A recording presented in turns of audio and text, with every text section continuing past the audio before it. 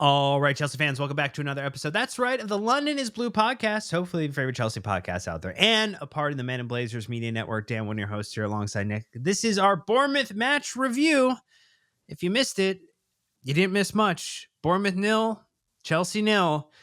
No goals in this one. No goals, not a lot of fun, not a lot of happy moments, as Chelsea had looked to rebound after losing the leads in unceremonious fashion. I guess we called for a rebound on the preview podcast that Sam and I did. This was just more of a bounce, not necessarily a rebound, Nick.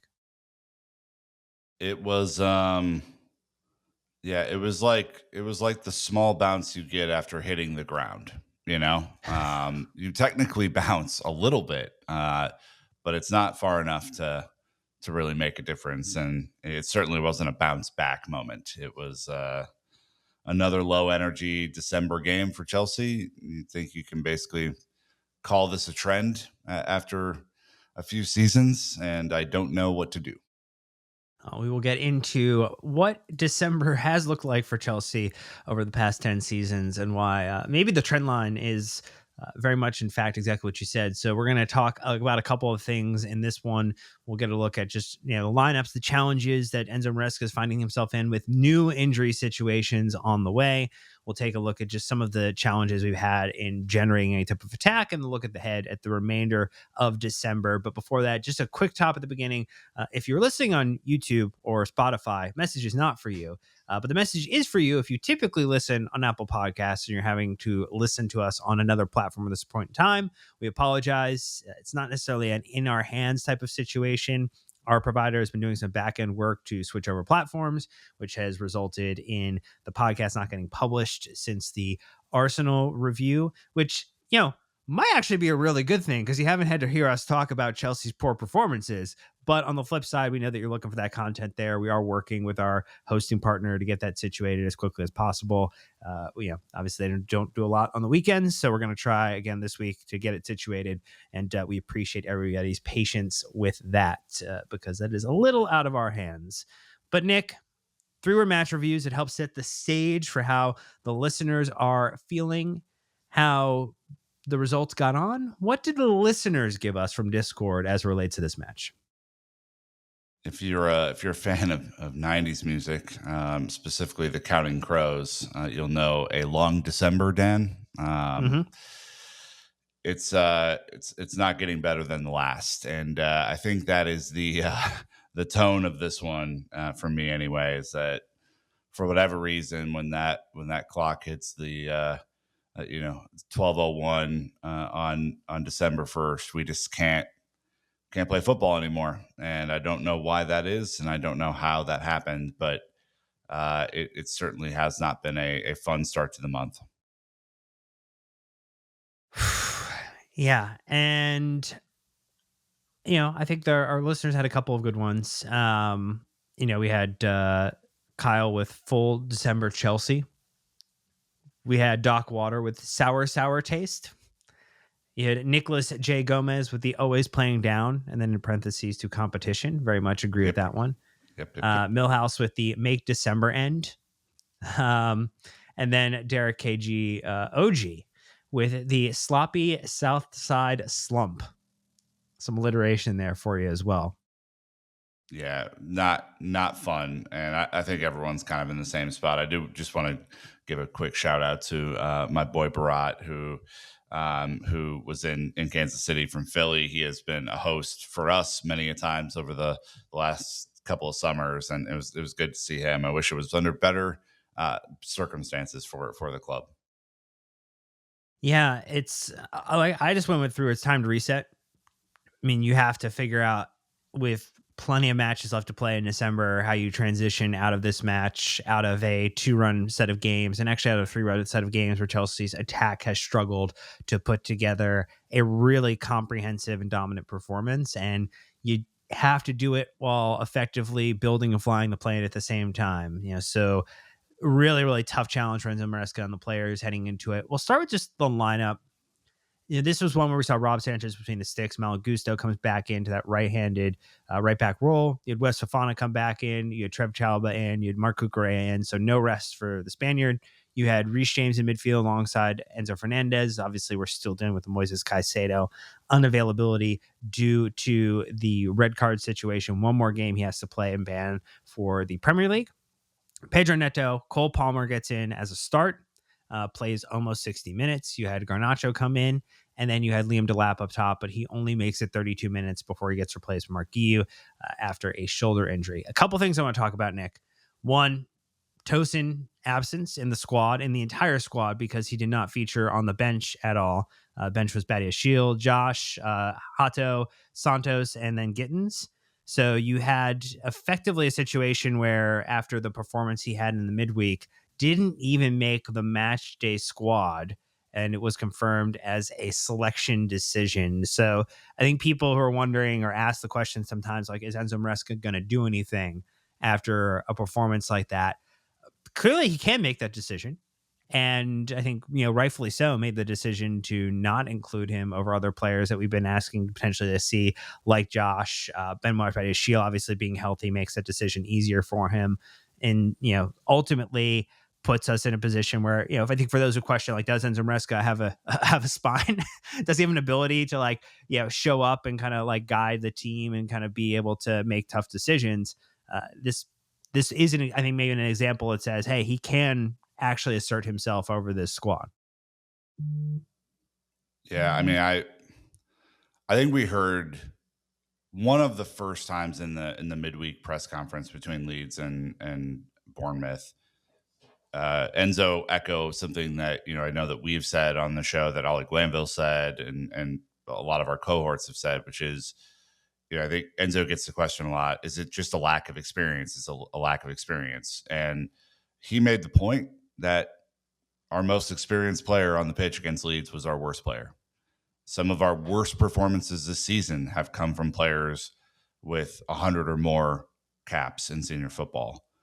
And that experience is not necessarily, the everything when it comes to, playing good football in the month of December, or having an inventive style of play, or getting the job done. And it was, I think largely Maresca stays out of the, like, oh, this player was shit sort of comments. Like, we see managers with different approaches all over the world.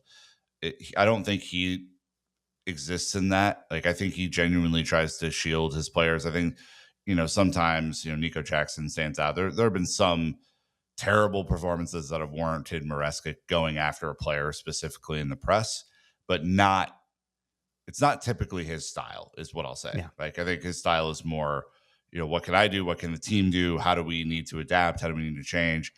And I think largely that's been refreshing.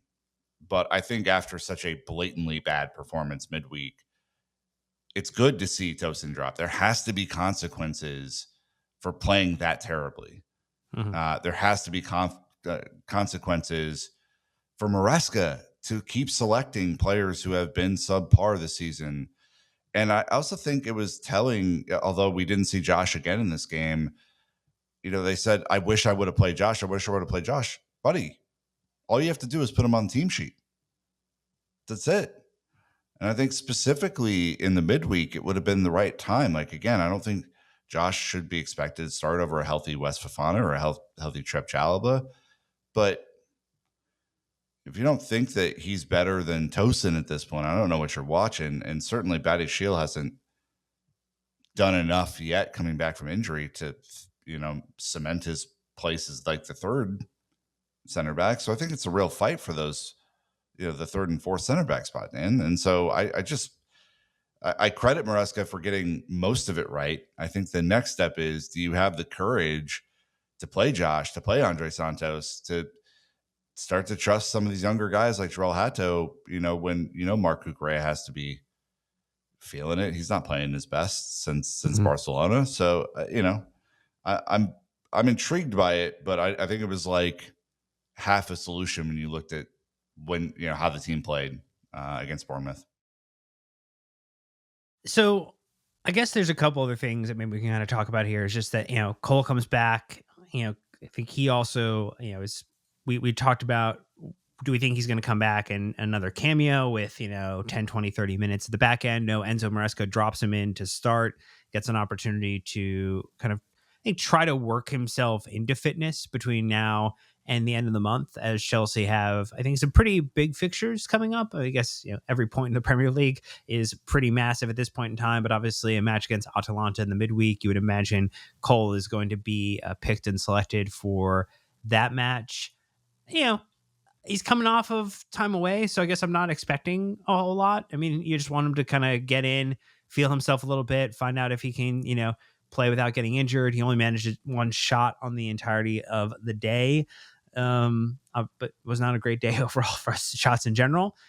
What did you make of Cole's return, which I think in general, again, is just a trying to get him back to fitness in live football, which I think is always one of the most challenging things for a manager and for a player.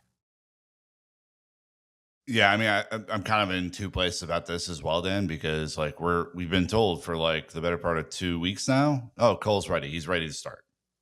They're showing all these, you know, lovely training videos of him, you know, putting in great performances in training and shooting the ball and doing all this stuff. He's not physically fit.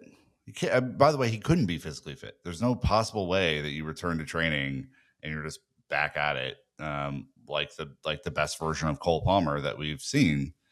And so, at one point, I'm just like, hey, can we stop the narrative around this guy being ready? I think candidly, like I'm fine.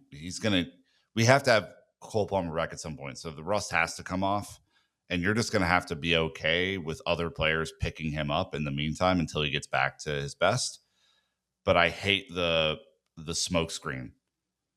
Just say he's not ready, or just say he's only going to be ready for limited periods until he's back. And like, by the way, we'll know when Cole Palmer is truly back. Like, we know what it looks like when Cole Palmer is truly, truly back and ready to roll, right? So, I'm of the opinion that you just suffer through it. Kind of, you get him working with his teammates again, all this stuff, but like the athleticism and everything that he brings to the table, the touch. I think some of his first touches were kind of bad yesterday. I think some of his passing was bad. He didn't look like a guy who was really a threat, and Bournemouth didn't treat him like he was a threat. Yeah. They weren't boxing him in. They weren't really doing anything special with him. They were just like, all right, he's just another guy out there. And that proved to be the right thing for them to do, Dan, because they didn't really have to worry about the threat from anywhere on Chelsea's team. So let's talk about the threat or lack thereof in attack in just a moment, but we're going to take a first ad break and get it out of the way. So stay tuned and we'll be right back. I think when you talk about the absence of an attack, I think part of it starts and ends maybe with the striking situation. Liam Delap goes out injured in this one. Obviously, Enzo Maresca talked after the game about how he felt like the shoulder looks pretty bad for Liam, and so it could be another significant stint of time out for him after really having just come back after a hamstring situation. I mean, not the ideal start that you would hope for as you join a new team, join a new club. Yeah, obviously he contributed in 6 of the matches in the Club World Cup. He played 4 of them, 305 minutes. I mean, right now he's at 11 matches played, 6 starts, 450 minutes across all competitions for Chelsea. When you flip that just to the Premier League, it's 8 matches played, 6 starts, 384 minutes. 0 goals, 0 assists. Obviously, he did end up with that 1 goal against Barcelona, which was really nice. So, I mean, he has picked up a goal for Chelsea at this point in time, but clearly not where he would want to be.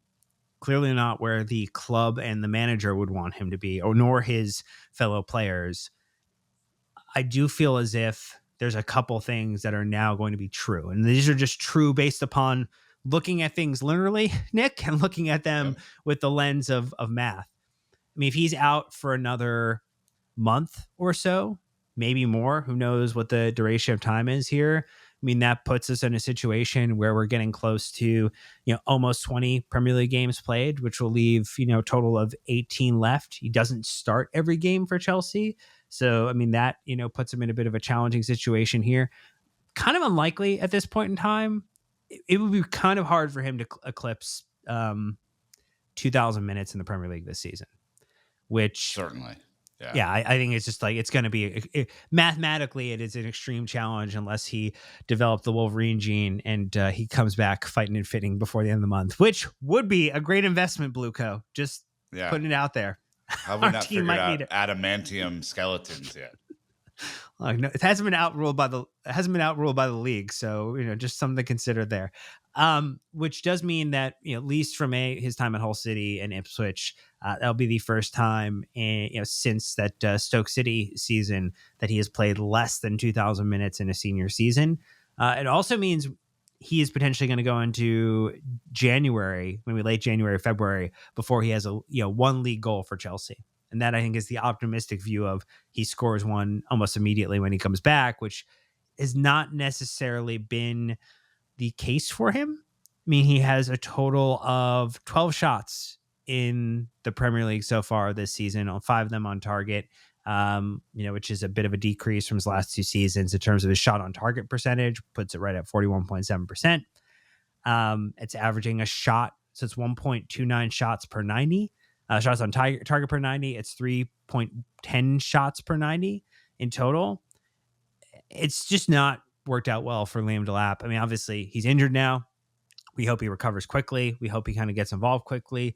How much are you viewing this, Nick, as it being maybe Liam and his challenges, or it being maybe it's like the overall structure and setup challenges? Because there have been games and matches where we've scored. There are players who are finding the back of the net. Some of them finding the back of the net at historic levels for their own personal success. When you look at Pedro Neto, who has had a season in the league that is going to potentially rival one of his best seasons ever, kind of on the current return rate. So thoughts? Yeah. I mean, candidly, obviously the injury situation with him won't yield.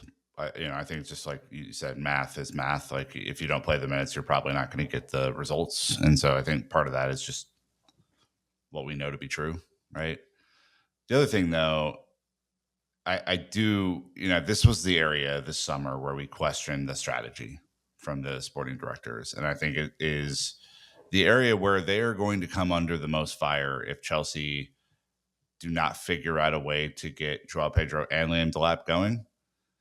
Is right now, both of them are trending in a pretty poor direction even after Joao Pedro's red hot start for Chelsea, where he looked like a world beater. He has gone off the boil significantly. Looks like a shell of himself. And he was the guy who I think we were counting on more than Liam Delap this season. But Liam You Delap mean more than continues. Joao Pedro? No, Joao Pedro. I was counting on Joao Pedro more than Liam Delap Okay, personally. I don't know how anyone else feels, but like Joao Pedro has more Premier League experience, has scored more Premier League goals.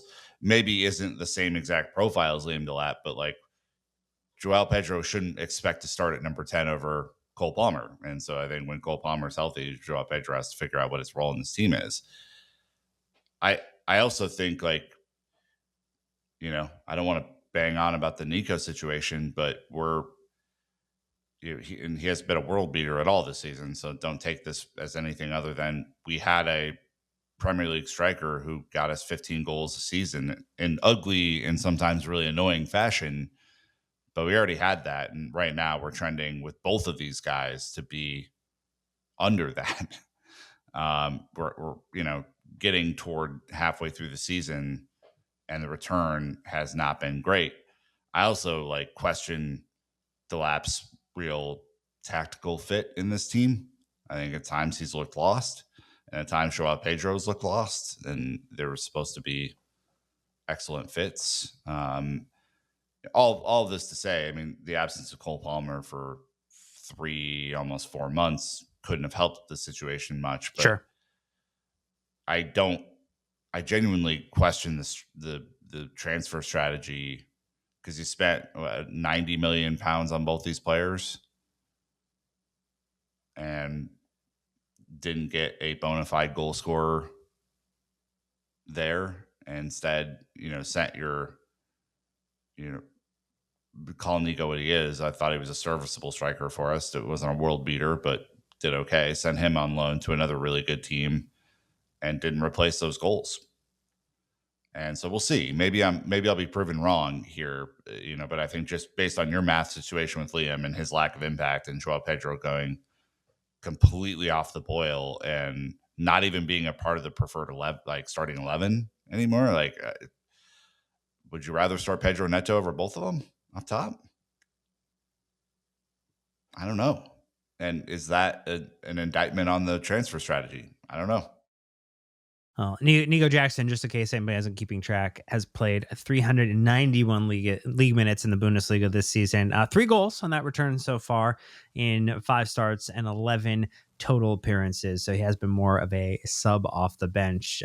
Some recent goals against St. Pauli, Freiburg, and Leverkusen as the He's never going to start over Harry Kane. I think we all no, know that, right? I no. mean, but that's I think the true difference in the season. And you look at where we are going in this December period, we desperately need goals in December, and I'm struggling to figure out how and where they're going to come from, because I think we've kind of just done enough to this point in the season, but not Mhm. necessarily coming from those forward areas. Oh, let's talk about December math, because December math is not super great, and it's More bad news, historically Stan. it's historically not great. And so I just want to, thanks to the Reddit user Stormbreaker55. It's not Breaker, it's actually just a KA. So I want to make sure I get that.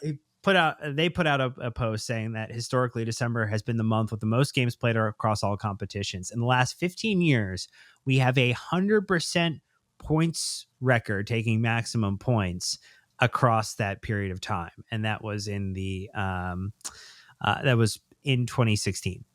Title winning season. Yes. Shock of all shocks, right? Yeah. So the worst of those, we've had some rough ones. If you remember the 2015-16 season, that was a pretty bad one, finishing 10th overall in the league. Only took 44% of the total points available across the 6 games. If you just look at it, 2024, we played 9 games. 2023, we played 8 games, 9 games the season prior, 8 games the season prior. Like, it is not very uncommon for us to play 7 or more games since effectively 2017 through this point in time. And we are on track to play another 9-match December.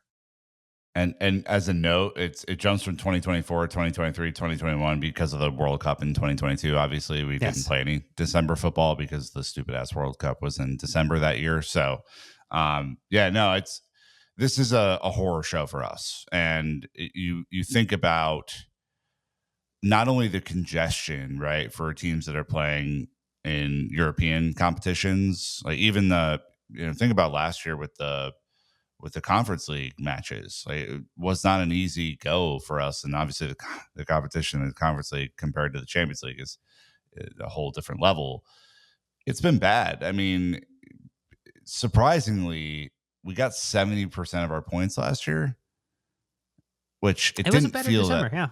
Yeah, it didn't feel that way. We're off to a diabolical start here. Well, when you consider when you consider dropping 3 in the Leeds game match and then 2 to Bournemouth, knowing that you have Everton, Newcastle, Aston Villa, and Bournemouth at home as your remainder of the matches. Again, we have 7 total Premier League matches this month, and then those matches, and then we have the the Cardiff City match in the League Cup, and then we have our Atalanta match. So a total of 8 matches across all competitions. So 6 Premier League, and then the other 2. Very, very tight turn to try to figure this out. I think what is probably the kind of most interesting things. So this means that from the 9th, which is, when we start playing Atalanta, through the 30th when we play Bournemouth, 1 match every 3.67 days for Chelsea for the remainder of the month. That is going to be very, very challenging for Enzo Maresca, for the players, for player availability. Maybe makes you really happy that Moises Caicedo got a little bit of a break to be super fresh for the back half of this month. you kind of need Cole Palmer to be back and ready. The Liam Delap injury is going to loom pretty large. You're going to need Guiu to step up. You're going to need to figure out which rotation of wingers are going to deliver for you. You're going to need to figure out, can you get the maximum number of minutes from Reece James over these stretch of games? And I think the alarming trend, if we're talking about trends, Nick, that concern you and concern me, I look at the last three matches in the Premier League. Chelsea have not managed to accumulate more than 1 XG, expected goal, in any of those matches. It was 0.8 against Arsenal. It was 0.9 against Leeds. It was 0.8 against Bournemouth. Yes, we scored 2 goals across those 3 games. So like you did end up scoring a goal. Again, XG is not the end all be all, but it does tell you something about the quality of shots. It tells you something about the quality of shots that you're taking. And then this game, we had 11 total shots, but only 4 of them on target.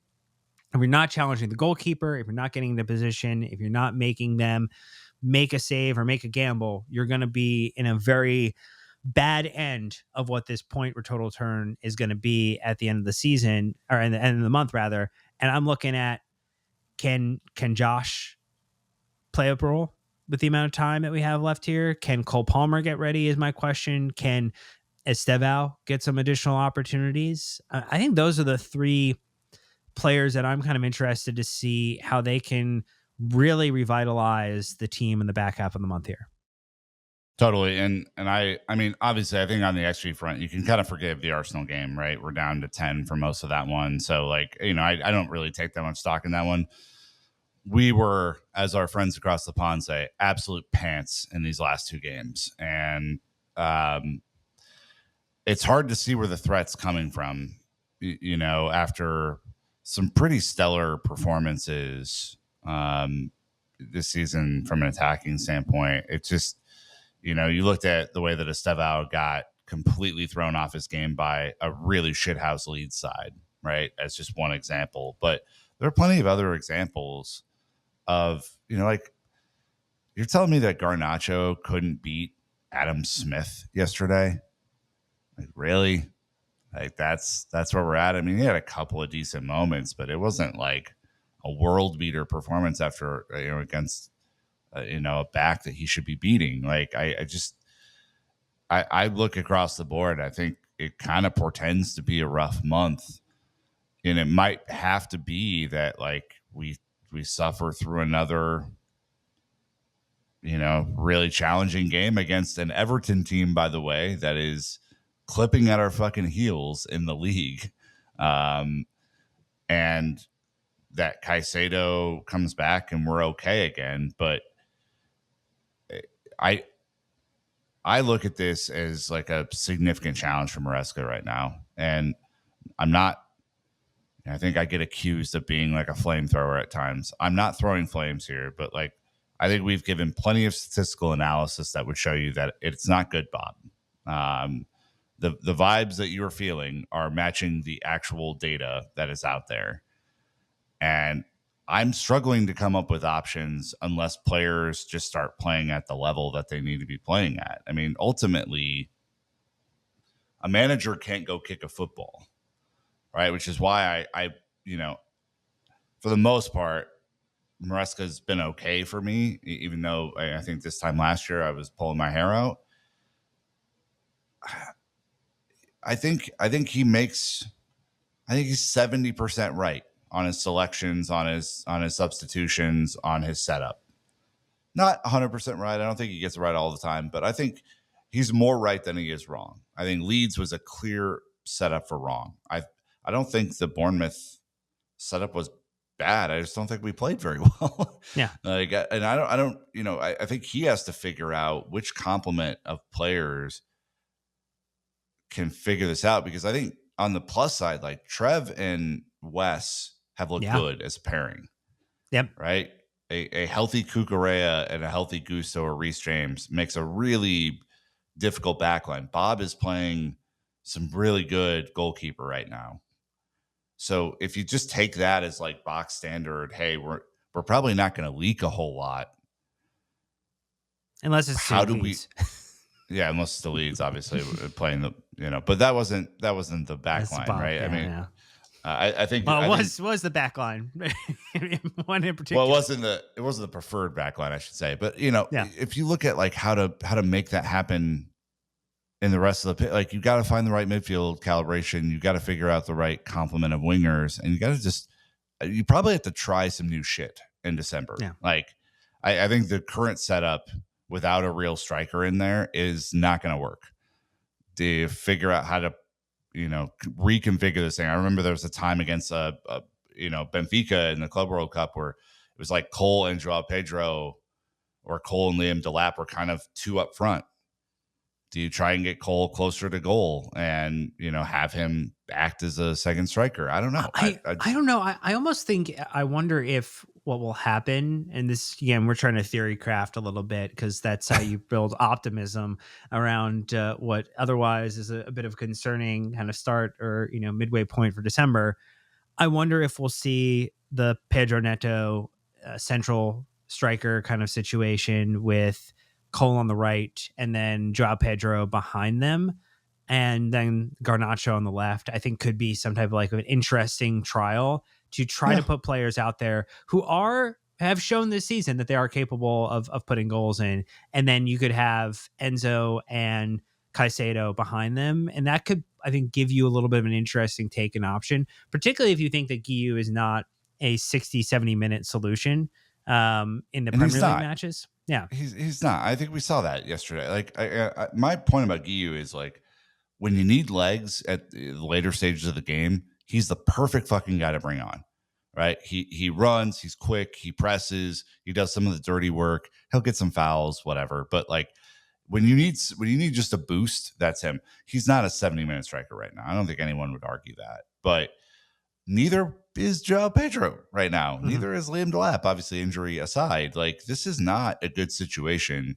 We're definitely short. And if it continues like this, Dan, there's going to have to be a reassessment of one of two things in January: what our ambitions are for the rest of the season without firing strikers, or do we go find someone else? Do we find another solution? And that's what I fear because January is the worst time to do that business. It is a terrible time. And there's not an abundance of phenomenal strikers out there that anyone could just go pick up at a moment's notice, like and integrate into the squad. And it makes it really difficult. So like, you obviously hope they figure it the hell out and are able to do something. But who knows? Well, look, Chelsea do have plenty of matches left to play in this December. So, Sure. just a reminder: we have Atalanta coming up in the midweek. Chelsea go away for that Champions League fixture next weekend. Chelsea host Everton. Then the following match in the midweek is going to be Cardiff, another away trip for Chelsea. Then it's away to Newcastle. It's Chelsea at home for Aston Villa after the Christmas break for the Boxing Day plus fixtures. We'll be there. We will be there. Hopefully, we're bringing some of the London is Blue positivity and historical strengthening of performances that we tend to provide through copious amounts of pints or gin and tonics. And then Chelsea will host Bournemouth as well to finish out the Premier League calendar year of 2025. It's a season defining month as it almost always is, right? I mean, right now you look at the table. We are 5 points away from 13th, where Bournemouth is. You have a bad month, you could really be in the bottom half of the table going into January. No joke. It is. We are not fighting for the title anymore. We're 9 points or whatever, 8 points off of the title. I don't think that's even in question. Villa and City are for sure. We're 6 points behind City after being ahead of them just a week ago. And we're, now 5 points behind Villa. On the contrary, if you have a good month, a good rest of the month, and this was just a blip and, we're trying to get players back and fit and firing, and Reece James is able to play 3 games a week magically, and so is West Fofana, whatever, you could really separate yourself from the rest of the pack in that top 4. Everton is 5th. Shocking. That's I probably mean, one of the and more shocking stories. I mean, the Sunderland story is probably, I think, still my most interesting story of the season in totally, terms of overall totally. performance. But I mean, good rebound season for Everton under Moyes. Palace is still there. By the way, we've all made fun of Liverpool this season. They're 2 points off of us right now. Playing as terrible as they've been playing, leaking as many goals as they've been playing, they're 2 points off of us. So I don't know. It kind of felt like this week, Dan, to me was a reality check for this team. I think we'd kind of been flying high on a couple of results that felt good, but maybe weren't, the real grit that you need to win in the league. It's why winning the Mhm. league is so hard. Um, and I am fully off of Chelsea have a squad to win the league. I don't think we have a squad to win the league. I think we have a squad that can really compete in cups and raise their level to the competition in a cup format. And I think we'll continue to see that this season. I think this team will show up in the Champions League and be absolute bastards to play against. Maybe in the FA Cup too. But to win the league is a tremendous. It takes a tremendous amount of consistency, and I don't think we have shown that at all. And I think that the sporting director's next task, assuming that we're able to achieve our goals this season, how do you have a team that's ready to fight and win the league? Yeah. Well, look, Chelsea back in the midweek. We've got more pods and content coming out for you. We're going to have an Atalanta match preview. We're going to have an Atalanta match review. We're going to have an Everton preview. Because again, these matches just keep on coming. With again, the rest of the month, Everton review, Cardiff preview, Cardiff review, Newcastle preview, Newcastle review. Like there's this, it's a pretty standard format for the rest of the month. But again, apologies if you're trying to find us on Apple Podcasts and you've had to go to an unpreferred platform like Spotify or YouTube to enjoy the content. We are again trying to get that fixed as quickly as possible. Hopefully, you're listening to this on Apple Podcasts now and the problem resolved itself and you're just saying, why are you talking about a problem that doesn't exist anymore?